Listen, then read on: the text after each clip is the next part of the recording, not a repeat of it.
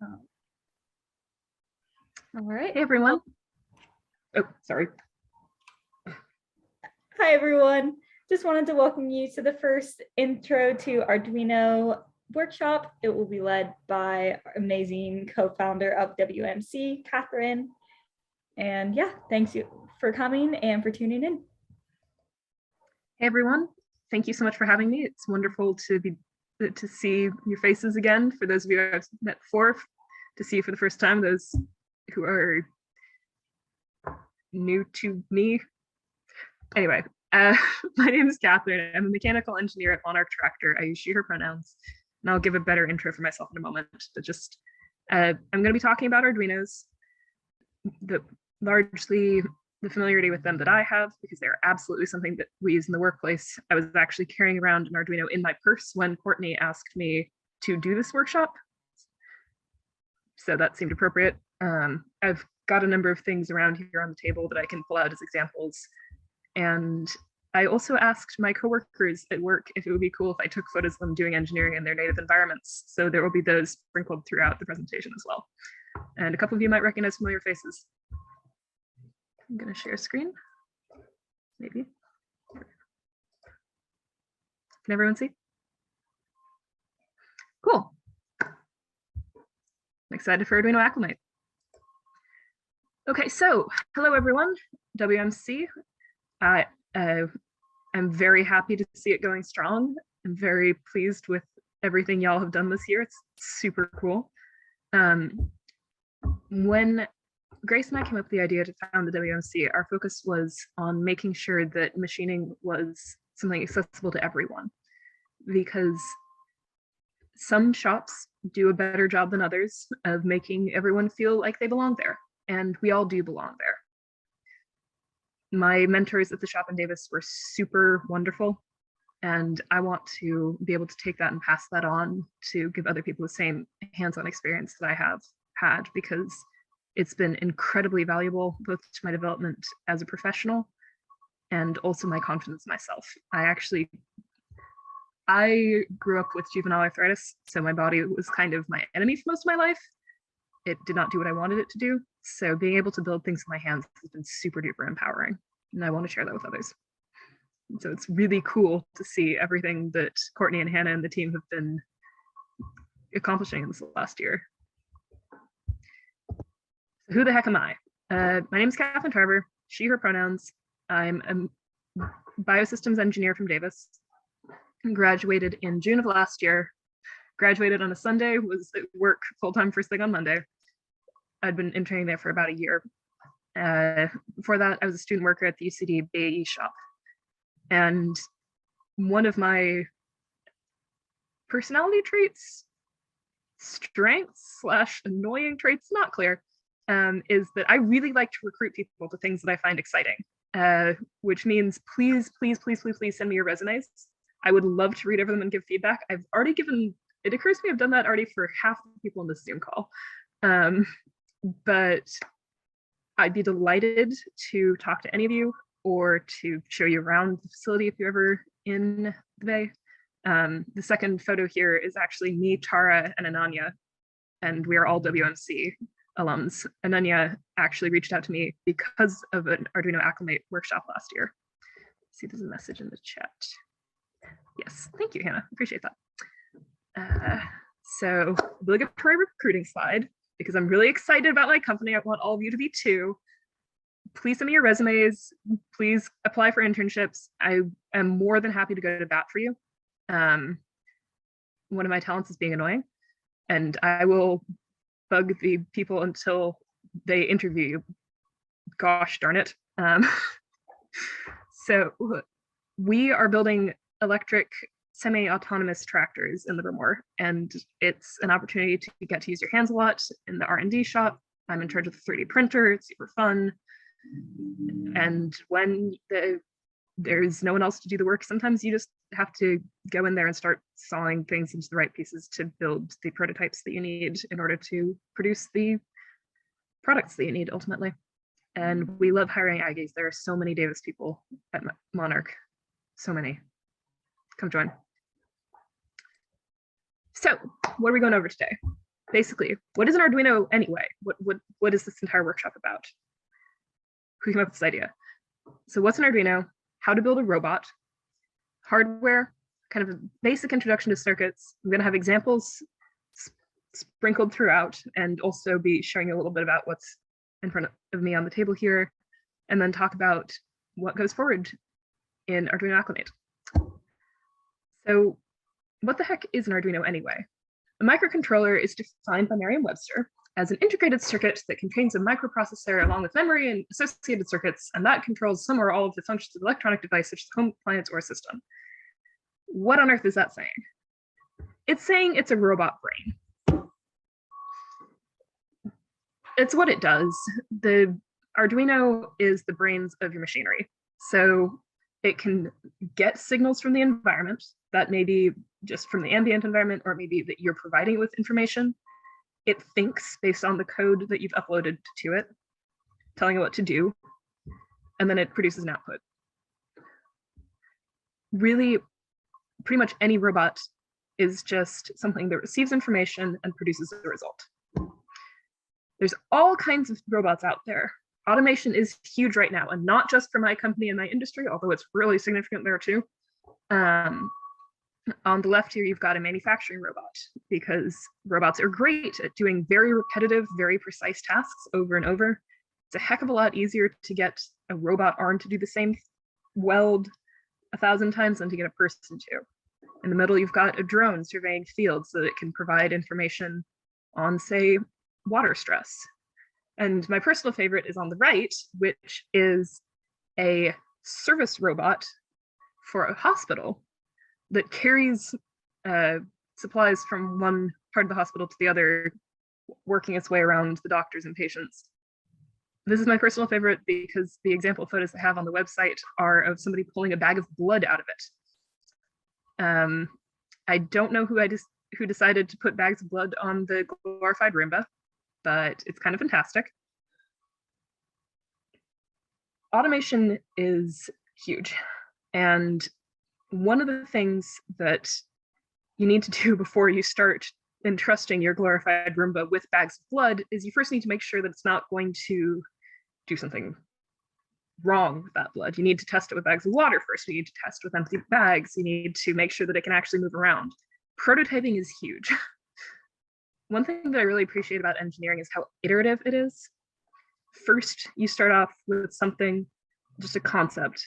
You do a very basic prototype, usually out of cardboard, step up and up and up on your way to the final design. Machinists are wonderful at this, which is something I really think is cool about us. These are a number of the women of Monarch, kind of showing the progression of how this goes. On the most left, Angela is working with things that she's 3D printed. 3D printing is great as an engineer. Oh my God, I use it all the time. Because let's say you've got two pieces and you need to make sure that they're actually going to fit together when you're making the product. If you want to make it in the final mold, say you're injection molding a part, that's going to cost on the lines of $20,000 to make that mold, plus several months to produce it. Whereas you can 3D print something overnight and it'll be close to $20 or $2. So 3D printing is a great way to look at your design in your hands, figure out what things you haven't accounted for yet. Arduinos are much the same. I've got one right here, and I'm going to pull it up. What I love about Arduinos is that it lets you design circuits without having to commit to them. When you're making printable circuit boards or soldering things together, you're melting metal together. It's pretty permanent. If you screw something up, if you've miscalculated somewhere, it's hard to troubleshoot that because all of it is so set in place. Whereas with an Arduino, you can go, this is not working. What if I tested this? What if I moved this here? All kinds of stuff. Very useful. And so we use them in the workplace. The second person over is Yame. She is one of our electrical engineers, and she's holding up for comparison her Arduino and the circuit board that she designed herself based on the work she'd done with her Arduino. And then once you've gotten past the stage of like, okay, I think I have a pretty solid design, you can start making more solid pieces beyond the 3D prints. So we've got Neha here learning how to weld. Welding is super fun, I highly recommend it. Once you're at that stage, that's the kind of more, this is my pilot series item, where I'm pretty sure this is what I want it to look like, but I'm working out all the kinks. And then ultimately you're going to get to production with something a lot more along the lines of what Christina is looking at on the right. Like a true printable circuit board that has a bunch of components welded onto it, very complex, and not cheap to manufacture, let me tell you that. But something that is a lot more robust in a production environment. But what the heck is a robot anyway? I said, you're going to be able to build robots. And you're like, that seems like kind of a tall order to start out with. Well, a robot at its heart is a power source, a brain, an input, and an output. The power source provides the power for the Arduino to do all of its thinking and inputting and outputting. The input can, again, either be something that's receiving from the environment, so button presses or sound that it hears and responds to, or a change in ambient temperature or a change in lighting, any of these things. The Arduino senses, goes, ooh, I know what to do based on this because I have code that tells me what to do about it, and can then produce an output. So an output can be a piezo buzzer going off, it can be an LED lighting up, it can be a motor turning, servo motor turning a certain number of degrees, all kinds of things. But really, it's just that power, input, output. And resistors. I'm very glad that these resistors are in this model, because if you do not put resistors in your system, you're going to regret it. In engineering, in the field, when something burns, you call it a thermal event. If it melts, you call it thermally reconfigured. You don't want your power supply to be thermally reconfigured or to undergo a kinetic incident, an explosion, which is what's going to happen if you just plug its positive into its negative with nothing, no load in between. This is because it's going to end up with so much power dissipation, energy dissipation so fast that the ambient heat is going to shoot through the roof and kaboom. So yes, resistors, resistors, resistors. Everyone is at some point going to forget a resistor and burn out an LED or kill an Arduino. It's very normal. Just try not to do it. I have a friend who's gone through like at least a dozen Arduinos. It's a little alarming. We'll come back to why resistors work the way they do in a moment. First, let's talk about what the heck power source is. I think we all have a decent concept of this because, I mean, we all walk around with phones. We need to be able to plug things in. But it can range anywhere from a voltage supply, like the one Tara is holding here, which is the kind of thing you'll find in your engineering labs or in your circuits classrooms, which lets you very precisely control the voltage, sometimes lets you control the amperage. And those are lovely when you have access to them, but most of the time you don't want to carry something around like that in your pocket, which is where you get like power bricks or batteries or anything like that. Just something that can either plug into a wall and provide energy that way, or has energy stored in it chemically and can provide energy from there. Okay, so now your Arduino has enough energy to be able to think. What does it do? Well, one thing it can do with it is power a motor. So usually when you think about motors, you think about cars and wheels. Lord knows I have to think about motors often enough. Tractor's got to run. But that's not the only thing that a motor can do. I went online and I looked at a bunch of examples of things that people have made with Arduinos and motors, and these are two of my favorites, partly because the one on the right, somebody has built a 3D printer just in their house using an Arduino, a hot end, and a few motors. It's amazing and very practical. Whereas the one on the left cracks me up because somebody designed this very elaborate system so they could write on an egg. I don't know why. I love it.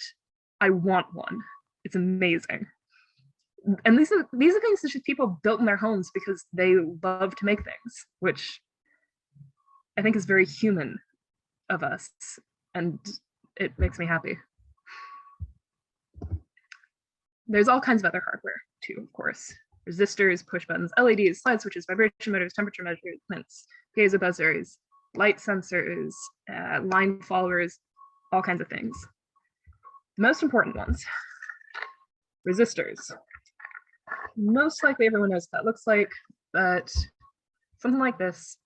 It's got bands on it, which are color coded to tell you what its power is, and you use these to make sure nothing blows up. Their job is to keep the current from running wildly out of control. Push buttons are on-off switches that you can put directly onto your breadboard. I'm guessing everyone here has worked with breadboards before, but in case they haven't, it looks something like this. And these are nice because you can take jumper cables and put them directly into the holes and wire something up really fast. Can everyone see what I'm holding up? Okay, I see Courtney nodding, so that's good. We got these. Push buttons are cool. Oh yeah, funny story. I've got about 100 push buttons here that were shipped to me over Amazon last year, but I didn't order them, and nobody that I knew sent them to me. So that's, if ever anyone needs several dozen push buttons, come to me. LEDs, of course, light up. You can have those be single color LEDs. So you've got your red, your green, your blue, your yellow, or you can have RGB LEDs that can do multiple colors within a single bulb. If you ever want to talk to me about RGB LEDs, I've spent too much time studying them lately, so I'd be happy to talk to you about it. Fun fact, it's not just these little guys that you can plug into a board. It's also the strips of LEDs that people use to decorate their houses. And those can also be controlled with an Arduino. Trust me, I've done enough of it. So those can make for a lot of fun because you can program each LED individually, both with the exact color that you're looking for and with patterns. Slide switches, similar to push buttons, on off. Vibration motors are fun.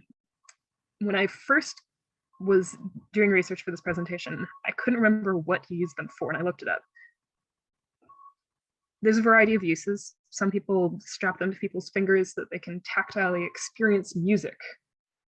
Some people have them as wearables so that if you want a notification that isn't going to beep at you for various reasons, including creating signals that deaf people will be able to hear, you might use a vibration motor attached to your arm.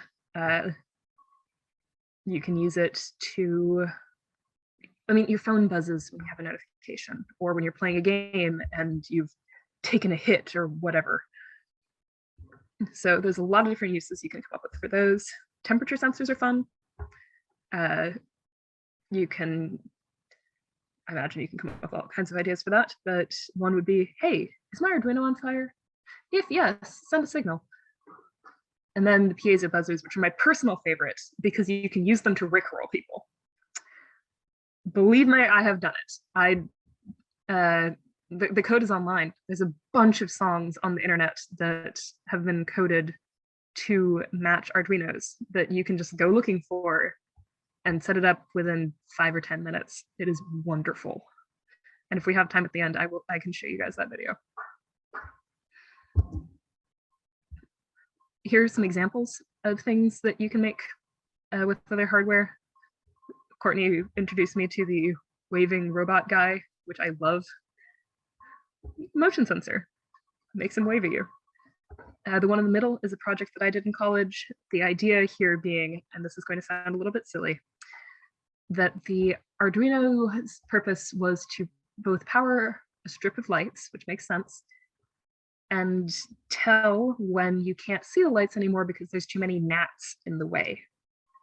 Yes, gnats as in the bugs. The idea here was that you would use this as a trap for fungus gnats in the greenhouse, that they would go in through the cone the way that wasps do in wasp traps, And when enough of them were in there, they would cover up the clear bottom of the, I think it was a glass vase, so that the lights from below could no longer get up to the photoresistor just inside the lid. And the photoresistor would go, I can't see light. It must be covered in gnats. And set off a buzzer, letting you know it's time to clean out the gnat trap. This is something where prototyping was extremely valuable because while it was a fun concept, our design did not even work slightly. There were fewer gnats in this than just in standing pieces of water. But we didn't give up. We iterated on this design even for months after Eng3 was over and ended up bringing our research to the undergraduate research conference. It turns out that gnats like water a lot more than they do apple cider vinegar, no matter what the internet tells you. And also, if you put soap in the trap, they're more likely to drown. Working theory is that it's because it breaks the surface tension of the water. And then the one on the right is actually Courtney's project. So Courtney, would you like to introduce that one? Sure. So part of Arduino Acclimate is we have a design competition during the spring quarter. And last year was the first design competition. So as you can see on the right, it was what my group produced. The topic was to come up with something that was related to the medical field that could have a good impact. So what we did was an automatic medicine reminder using the Arduino. It's kind of hard to tell, but on the left, the screen says time to take your medicine. And then there's also a piezo buzzer towards the bottom. So after a certain amount of time for the test, it ran for like 5 seconds. The screen lights up and says time to take your medicine and the buzzer goes off. And then when you reset the system, it waits that set amount of time again. And the thought process of that was to create it into some sort of wearable technology, such as the watch, but this was our first prototype for it. So Arduinos are cool. You can do a lot with them. It's an awesome product. You guys did a great job. Okay, so I'm going to pause here and ask for questions if there are any. I see there's a couple messages in the chat. I have to ask, what inspired Santa? Oh, when you were talking about how you got a bunch of push buttons for free, and I was like, oh, Santa came, right? Incredible. Okay. Yes, question. Yeah. Do you know how to weld, and do you do it often in your job? I know a little bit of welding. I've mostly done TIG welding, which is tungsten inert gas. Most of the welding they would do at work is MIG welding, metal inert gas, I think. So I have done some welding, but not as much as I want to because it's super fun. If you're interested in getting into that though, I know that Hannah, who is also in this call, is taking a welding class right now. I'm in it with her, yes. Oh my God. Okay, you probably know more about welding than I do at this point, admittedly. Which is a pity because I miss it. I should bug my coworkers to teach me how to weld. Putting it on the list. But yeah, no, absolutely. Welding is used at work because at one point we were modifying one of our existing tractors so that we could try sticking new radiators on them to see if this new model was going to work. The problem being that there's this big hunk of structure that was getting in the way. So we had to remove some of it and then put in new structure that would hold everything rigid, which required a great deal of using cutoff wheels to chop through the metal pipe and then welding pieces of metal pipe back together. It's definitely not only a marketable skill, but one that you will use. Thanks for the question. Any others?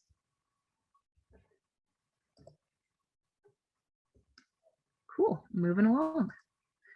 Let's talk about the Uno itself. Love these things. So we're going to go over the anatomy of an Uno. They're very cool. And they're not the only kind of Arduino, mind you. I've also got, this is a Do. It's got slightly more functionality, more pins, but it's pricier. And then a Mega, which has more pins as well, I'm less familiar with these. The Arduino Uno, in almost all cases, is the one that you guys are going to be using. It is very versatile. It's fairly universal. And if the original Arduino is a little on the pricey side, all of their hardware and software is open source. So there's a bunch of knockoffs out there that are completely legal that you can get for cheaper. Yes, what's on here? Well, we've got the power port, the USB, the one that I tend to use. That's a USB-B, so one that looks like this, which you plug into your Uno, and then you plug into your computer. And most of the time, that's all the power that the Arduino needs, because your computer can output 5 volts. You could also plug it into something else if you are in an environment where you don't want to bring your computer all of the time, which is why it's convenient that there's also a barrel jack here that you can plug into a 9-volt battery, and it'll convert to 5 volts on the Arduino, and then something that you can use to power the Arduino in a much more compact nature. You got a couple inputs for power. Now you've got the power pins, which are a little different. You can see here, there's a 5 volt and a 3.3 volt. And they output exactly what they say. So if you're powering something that can't take more than, say, 4 volts without getting into trouble, you'd use the 3.3 volt, otherwise 5 volts. If you put too much current draw on an Arduino, you can be at risk of damaging them, so make sure to check the specs and do your calculations as to what you're going to be drawing, or just read the spec sheet of whatever hardware you're using. But yes, you would use the power pins, the 3.3 volt and the 5 volt, to power anything that you're plugging into your Arduino. For instance, I've got here a sample that I'm not supposed to be really showing you, but it's fine, of a light source that all you need is a computer to power the Arduino, then the Arduino powers the light source, and you're good, which is really helpful because I needed to take this light source out into a lot of places recently. We're not necessarily near outlets. You've also got the ground pins. The thing about a circuit is that it is circular. It needs to be a closed loop. Otherwise, you've got an open circuit, which is not, it's dead, it's not doing anything. So you'll have power coming out of your power pins, going to your load, coming back in through your ground pins. So that could be coming out, going through a resistor, going through an LED, back to ground. That could be a bunch of other things in a much more complicated loop, but ultimately it's always going to be power and ground. There's those ground pins.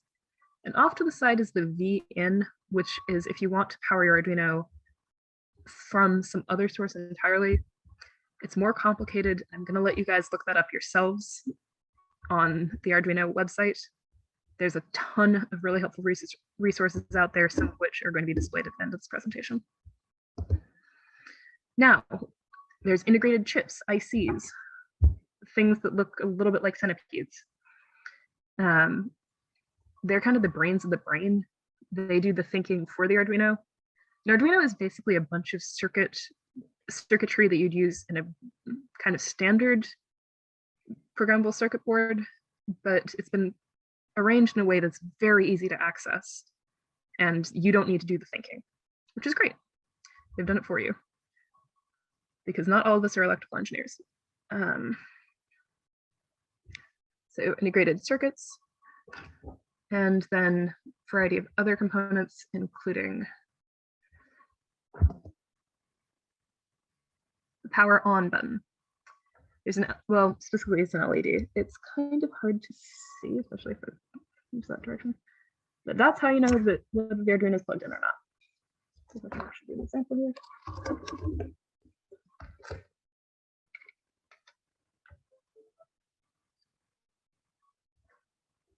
Handy. The old, why isn't anything working? Oh wait, I forgot to plug it in. Or, heavens, what's it called? The error-based impedance gap, if you want to make it sound technical and get away with, I forgot to plug it in. We also have a reset button if your code has been running for some time and you want to go back to the basics. If you want to clear inputs or start over, let's say you want to start Rick Astley's Never Gonna Give You Up from the beginning. And let's take it from the top, reset. So there's two kinds of pins on an Arduino. So what on earth am I talking about in terms of pins? These things, the black holes.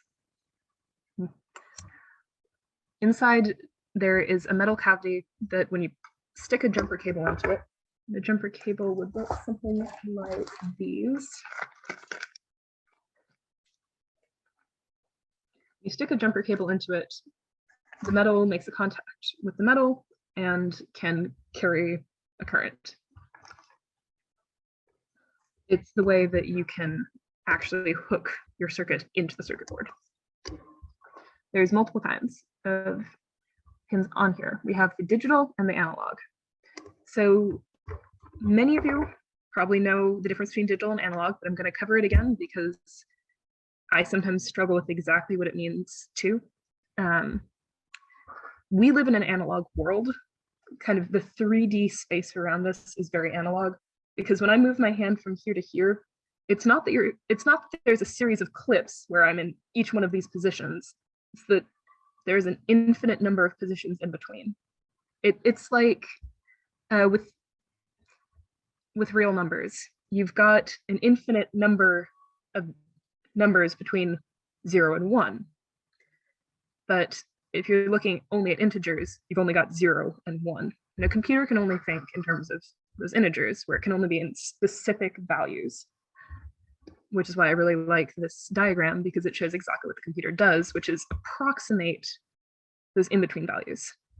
Rather than having an infinite number of variables or variations, it's close to 6, it's close to 6.5, it's close to 7, it's close to 7.5, so on and so forth. So what's nice is that your digital pins are going to be inputting or outputting digital signals. But your analog pins can actually read signals from the real world that are analog. So that would be, say, temperature. It's not like the temperature goes from 80 to 85 to 90. No, there's 87.86358 in between. And sometimes in Davis, it does feel like it jumps directly from 80 to 105, but that's just June and Davis. And I kind of miss it, if I'm honest. So temperature, amount of light, sound, these are all analog signals that you can pass in and have the Arduino be able to read that and convert it to digital so that it can process it. Yes, these are the analog pins, and those are the digital pins. So, quick question, and say in the chat if you don't mind, how much circuits class have y'all taken so far?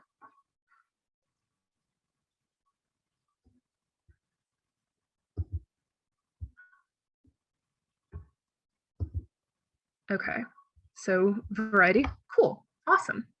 Then I'm going to do an intro to circuits, and feel free to drop any information in the chat, those of you who have taken other circuits classes that think they have something to add, please do. A really common metaphor that's used to explain like what the heck electricity is the water model. We're all surrounded by electricity.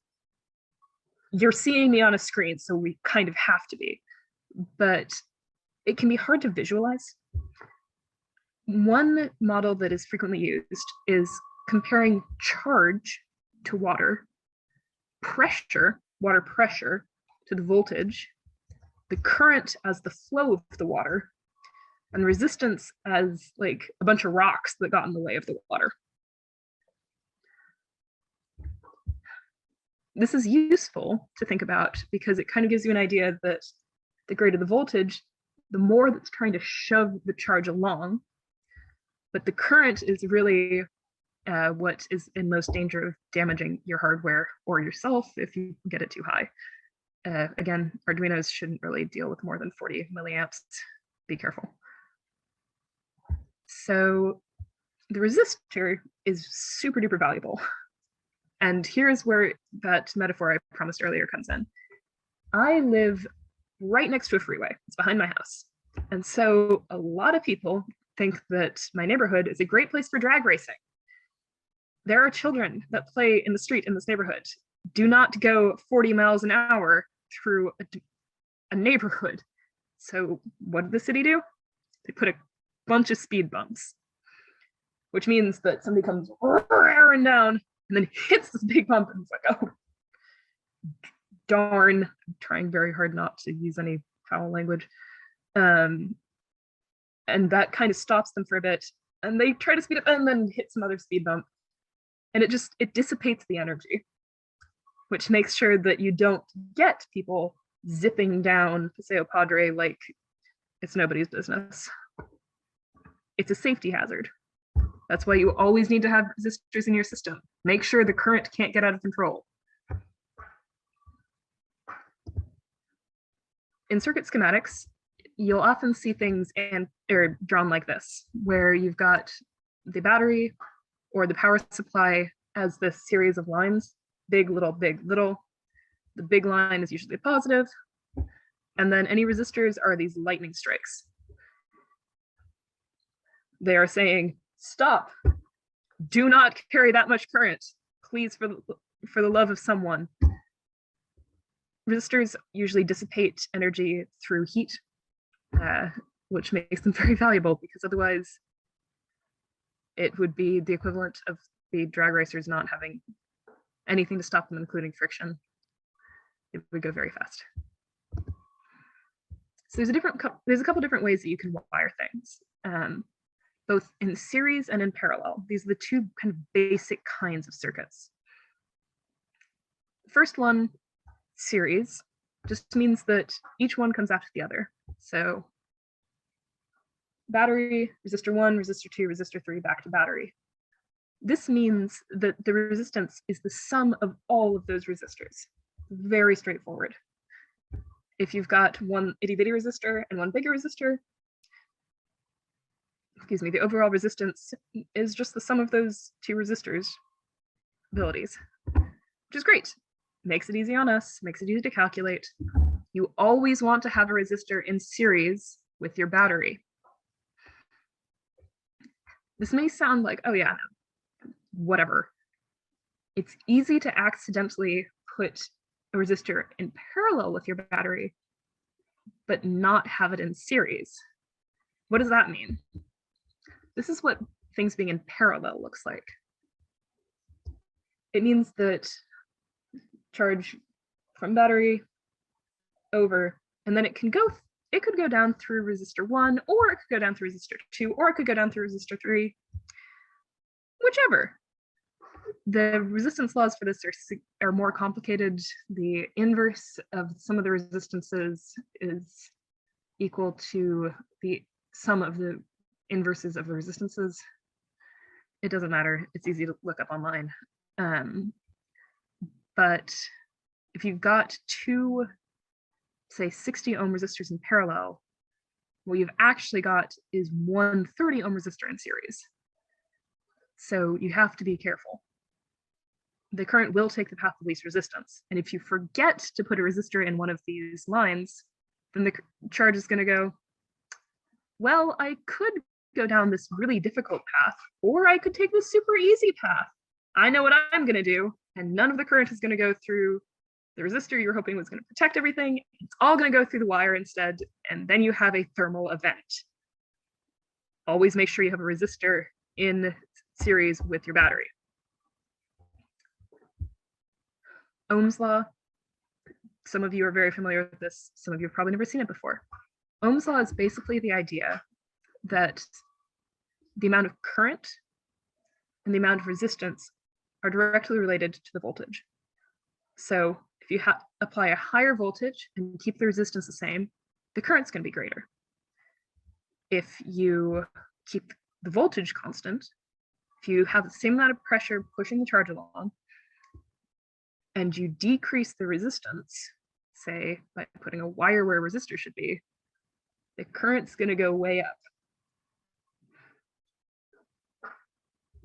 V equals IR, V over R equals I. There's a lot of different ways of writing it, but it comes down to, if you hold the voltage constant, you're going to need more resistance to get less current, and vice versa. And most of the time, you want to control your current very carefully, because again, that is what destroys things.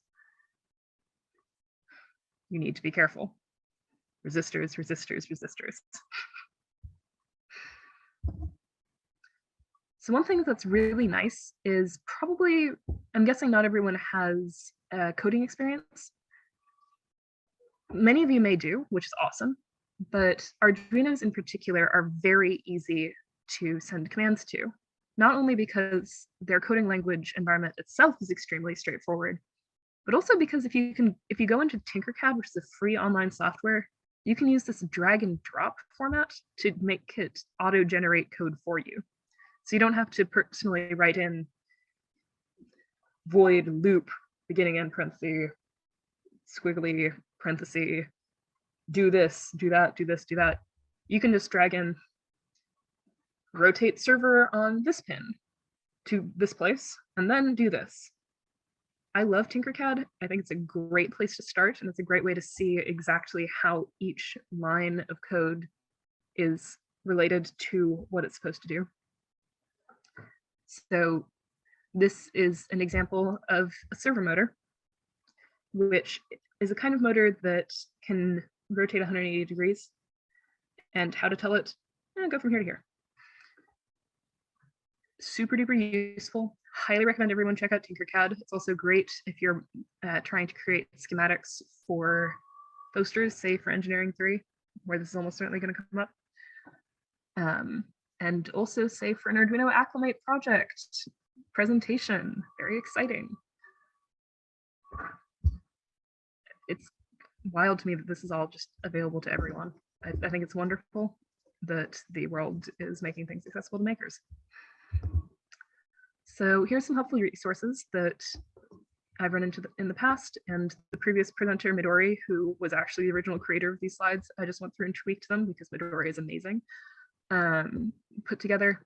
Highly recommend, especially Tinkercad. Again, that's how you can model the circuits and see what's going to happen. And Instructables. This is a personal favorite of mine. It's just a bunch of people who have, I don't want to say too much time on their hands, but people who've come up with fun projects and went, everyone should know how to be able to make this, and then put all of that on the internet.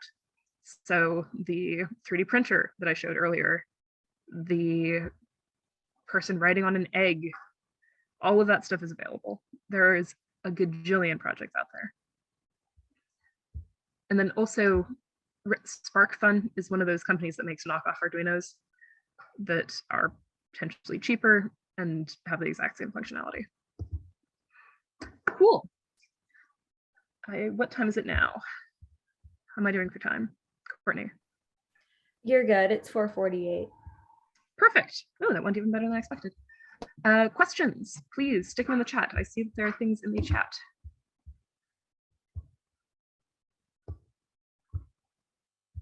Yes, the Intro to Circuits workshop. I meant to mention that earlier. Thank you for reminding me, Courtney. There will be an entire workshop introducing you to how circuits work, which is very helpful because I only gave you a vague overview, and there's a lot more to it. And it's also extremely accessible. Y'all will be able to build very fast, I promise. Questions, either about Arduinos or about anything else? Hey, Kathryn, I found it interesting that you introduced yourself as a mechanical engineer, not a biosystems engineer. I have no issue with that, but it was just interesting, right? Would you mind elaborating? I've been called out. Yeah, it's because that's my job title. I started off actually as a manufacturing engineer at Monarch, which nobody exactly knew what that meant, including me and the people that hired me. I got the impression. The idea was that we were going to create processes that would allow us to manufacture the tractor more efficiently. And I love making things, so I thought it was going to be a really good match for me. But it turned out that I wanted to do more of the design aspect of things. So these days, I'm more what they call a mouse jockey. I spend a lot of time in SolidWorks designing things. I'm learning FEA, GD&T. Highly recommend this be incorporated in the EBS program, by the way. It's super relevant. My everyday life is that of a mechanical engineer, which makes it an interesting challenge because I didn't take a lot of those classes. But yeah, at this point, I make parts and do a decent amount of project management too, which I hadn't anticipated being such a big part of engineering, but it's very important. Question. What software do you use for doing the FEA? I assume I'm allowed to say this. We use Altair Inspire. The company has licenses.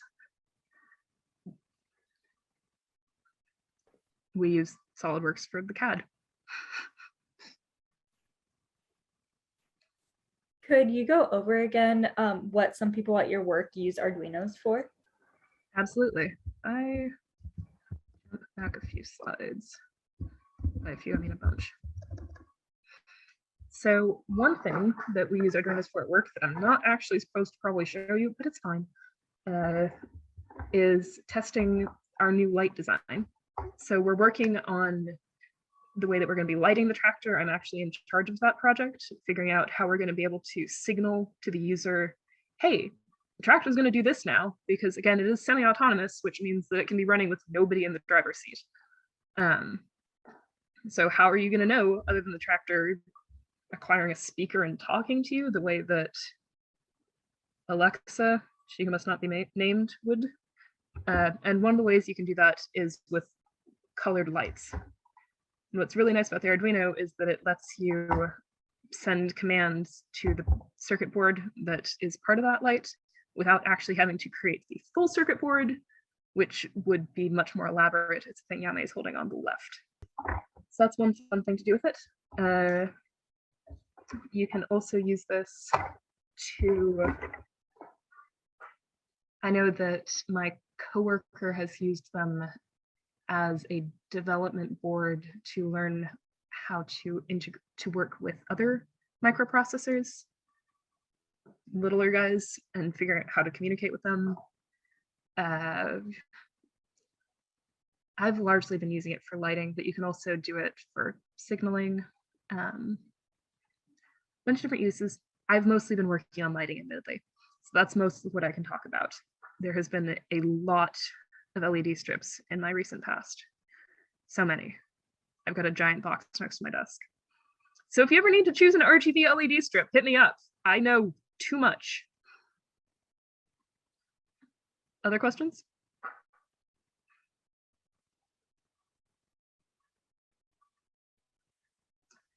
For those of you who weren't here at the beginning, I'm going back to my obligatory recruiting slide because I definitely want all of you to send me your resumes and apply for internships at Monarch. It's a cool place to be. There's a position for everyone. One thing I really appreciate about my major, Hossein, is that it's super flexible. So some of us ended up going more mechanical, the way that I did, the way that Kia in the lower right-hand corner did. Some of us ended up more on autonomy, which is what Ben and Kenzen ended up doing, and Isan, who's the head of the autonomy team. Lots of different paths, but we just, even if you're like, oh, I don't know if my resume's ready, just send it to me. Just send it. I'll look over it. It's totally fine. It's fine. The more that there is for me to fix, the more I can fix, and that's fun for me. And then I get to annotate things with lots of pretty colors. And I will happily go to bat for you with my company and say, hey, you should really give this person an interview. Hey, have you given that interview yet? And thankfully my boss is very patient, so not a problem.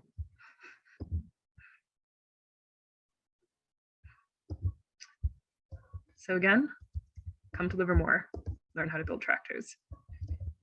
And along with all of this, next steps. Arduino Acclimate. This is just the beginning. And Courtney, would you like to describe this QR code? Yeah. So like I said at the beginning, Arduino Acclimate has 3 introductory workshops. There is an intro to Arduinos that was today, an intro to circuits that is next week, and an intro to programming in a couple weeks. So that's winter quarter is just introducing people to the concept of Arduinos and what they can do with them and how to actually work with them. And then spring quarter, we will have a design competition similarly to last year, where each participant will get a free Arduino kit. I actually have mine set up. I attempted to set up my Arduino project once again, but it didn't work out so well. But basically, it's a really great time. You're given a prompt, a team, and also just design experience working with an Arduino, and potentially like prototype experience as well if you're interested in creating a working prototype for whatever it is your team creates. Anyways, this QR code is an interest form, and if you fill it out, then we will certainly contact you in the spring about the design competition and getting you your free Arduino kit. That includes an Arduino, a breadboard, and lots of hardware that Kathryn covered in today's workshop.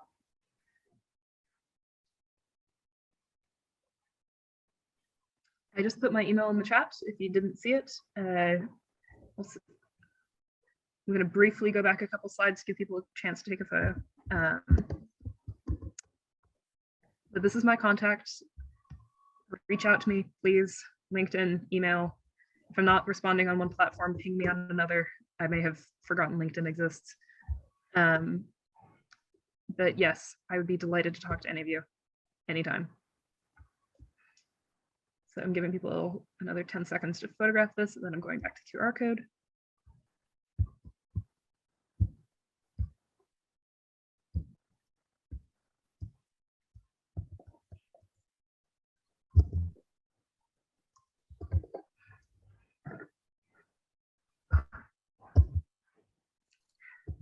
Thank you all for having me.